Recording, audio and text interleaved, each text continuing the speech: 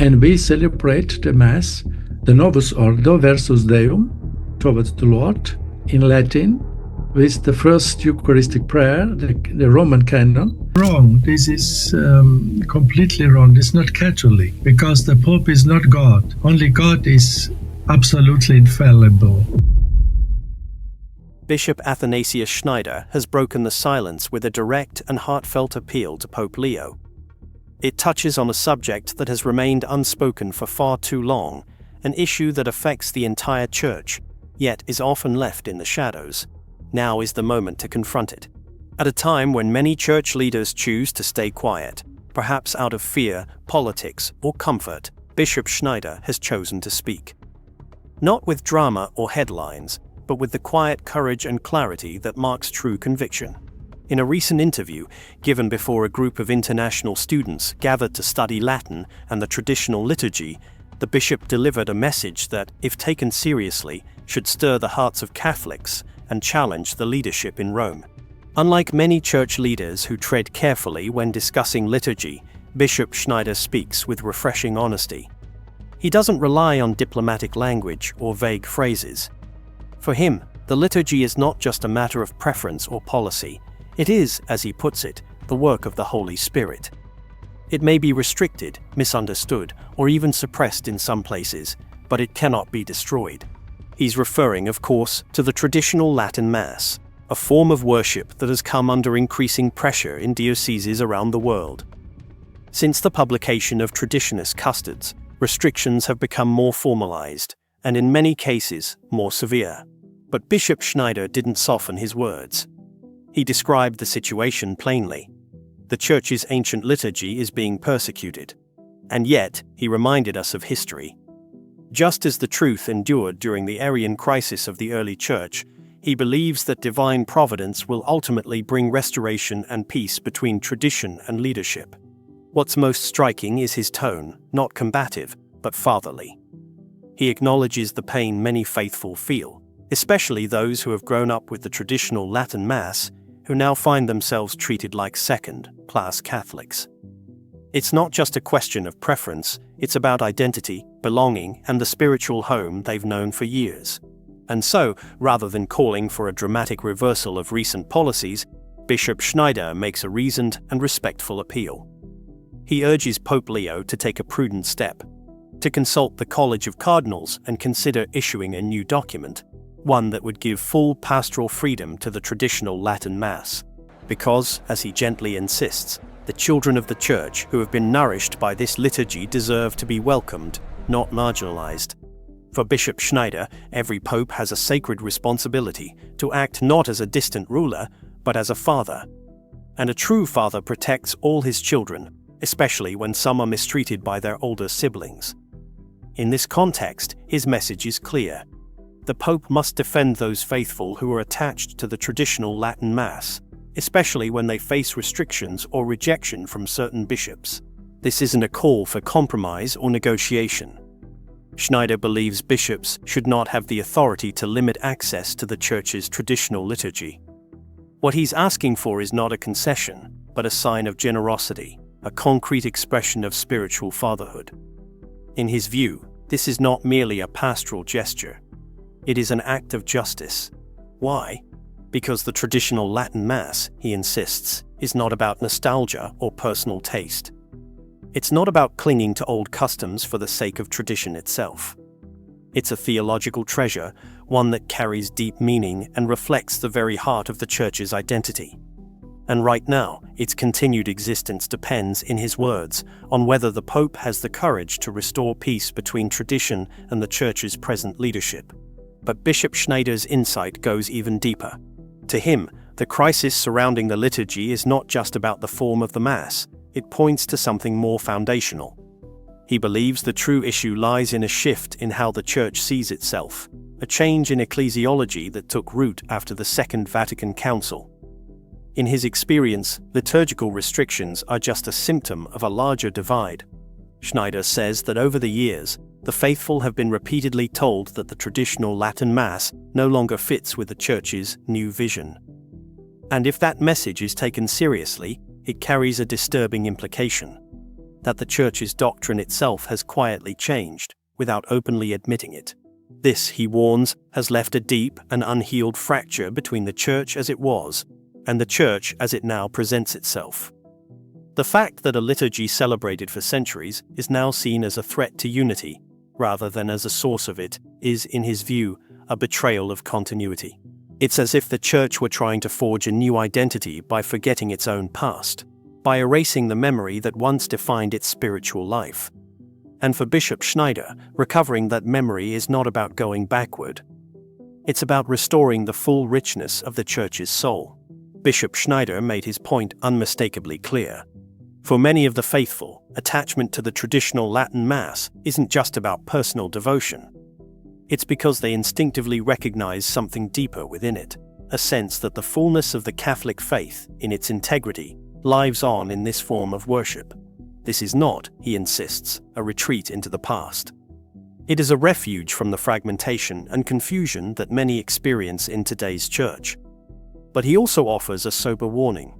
Clinging to the liturgy alone, without confronting the theological questions beneath it, is like patching a hole in a dam without addressing the underlying crack.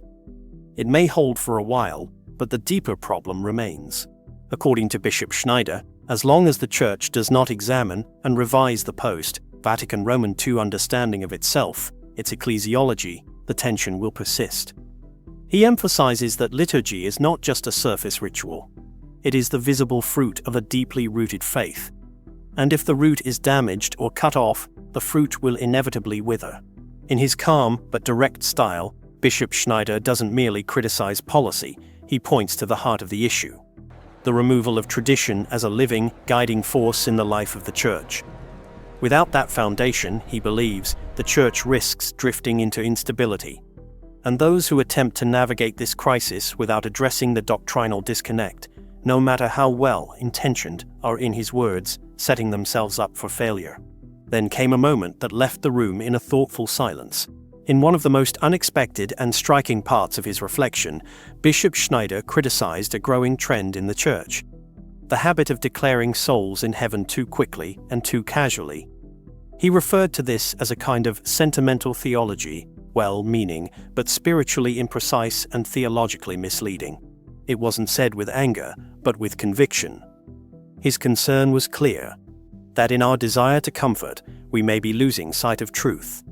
And for Schneider, that truth matters because without it, even the most beautiful intentions can lead us away from the faith as it was handed down. Bishop Schneider continued with a reflection that has become increasingly relevant in recent years. He pointed out a pattern that many have quietly noticed. Even before the funeral rites have concluded, it has become almost routine to publicly declare that the deceased is already in heaven. This habit, now firmly embedded in many homilies and official Church communications, has become especially noticeable at high-profile funerals. It reached a new height, he notes, with Pope Leo's public words following the death of his predecessor, Pope Francis. In that moment, Pope Leo stated that Francis has returned to the house of the Father and now looks down on us from heaven. Bishop Schneider did not deliver his response with harshness or emotional intensity, but with calm clarity. His concern was not rooted in personal opinion, but in theology. He described this kind of immediate beatification by language as a serious oversight, a failure in charity toward the soul of the deceased. Why?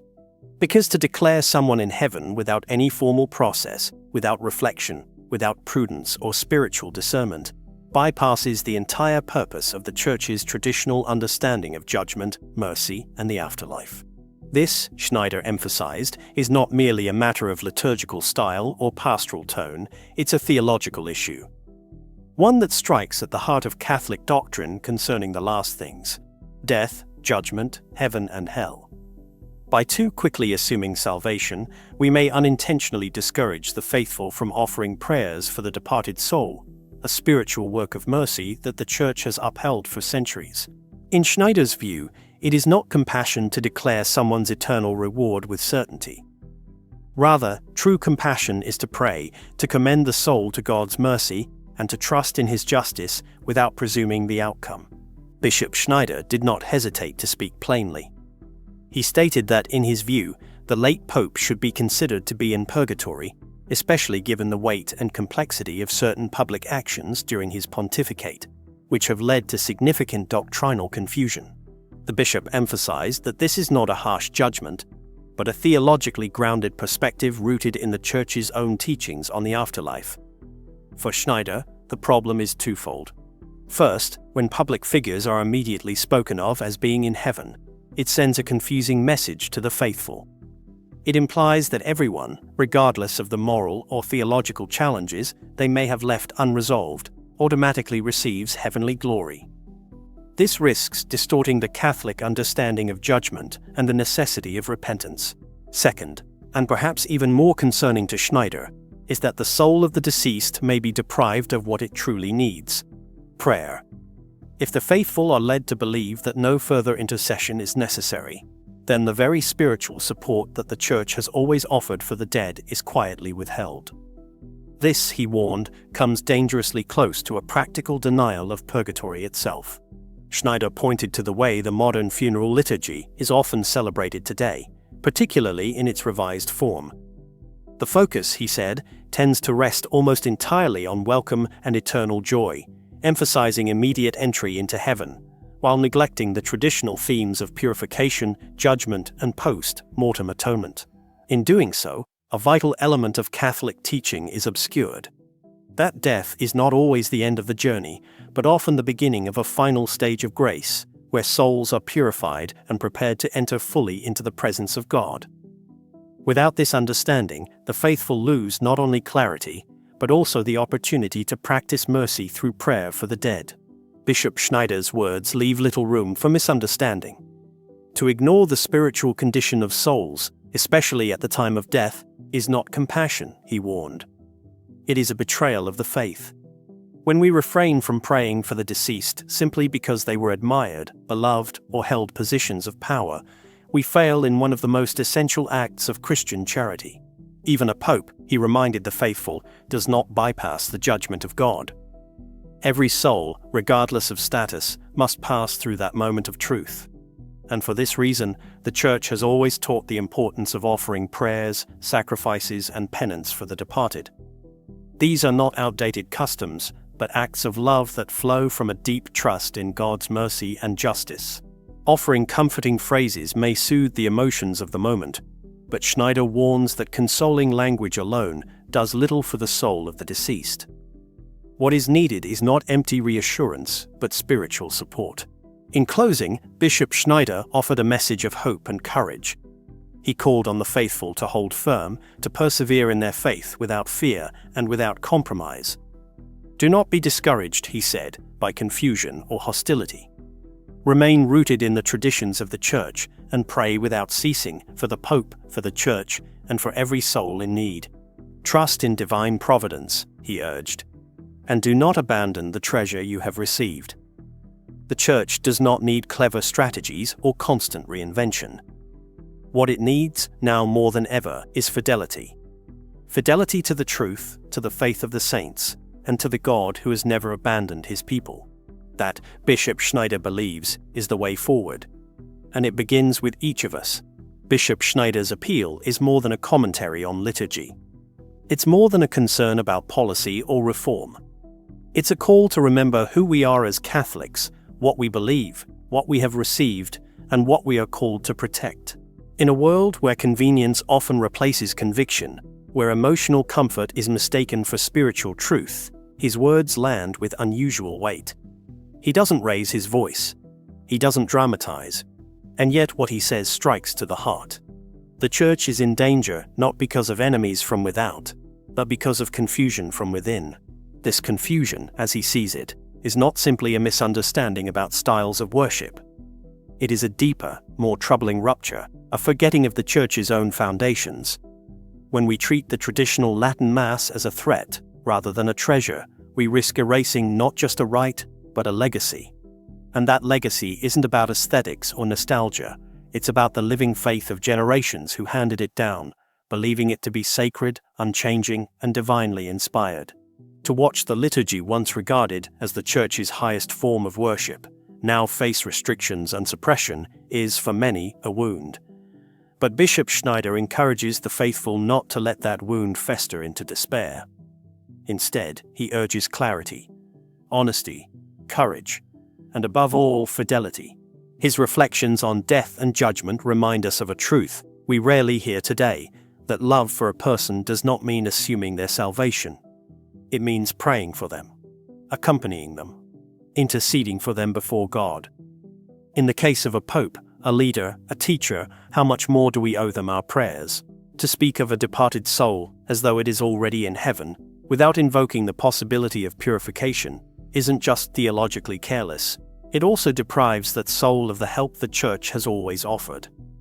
Schneider's point is that we must rediscover our sense of spiritual responsibility for others and for ourselves. But his message isn't one of doom. It's a call to renewal. In an age of constant change, Schneider reminds us that not everything must be reinvented. Some things must simply be remembered. And once remembered, they must be lived. He closes not with criticism, but with encouragement. Persevere. Do not be afraid. Hold fast to the truth, not with aggression or arrogance, but with confidence in God's providence. If the Church seems shaken, if tradition seems marginalized, do not lose heart. What is true does not disappear. It may be hidden, it may be tested, but it endures. This fidelity is not passivity. It is not about withdrawing or becoming bitter. It is about loving the Church enough to suffer with her, to pray for her, to hope for her, and to trust that God will, in His time, bring healing. And so, what can we take from Bishop Schneider's words today, July 1st? First, that clarity matters.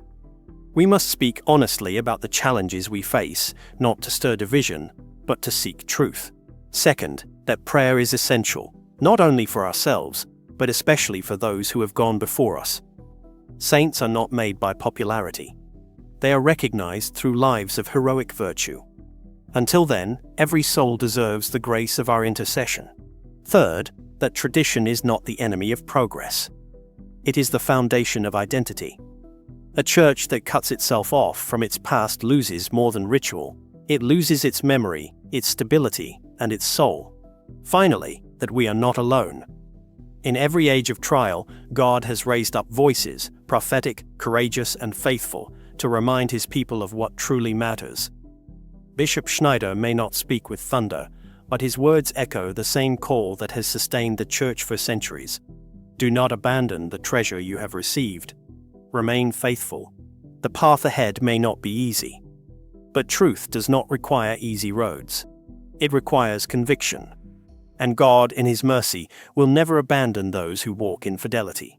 So wherever you are, whether in a bustling city parish or a quiet rural chapel, whether you attend the new rite or the old, hold fast to the faith. Pray deeply. Speak with charity. And above all, trust that even now, God is guiding His Church, just as He always has. Thank you for watching. If this message moved you, please consider sharing it, and continue to pray for the Church, for Pope Leo, and for the restoration of unity in truth. Until next time, stay rooted, stay faithful, and may God bless you.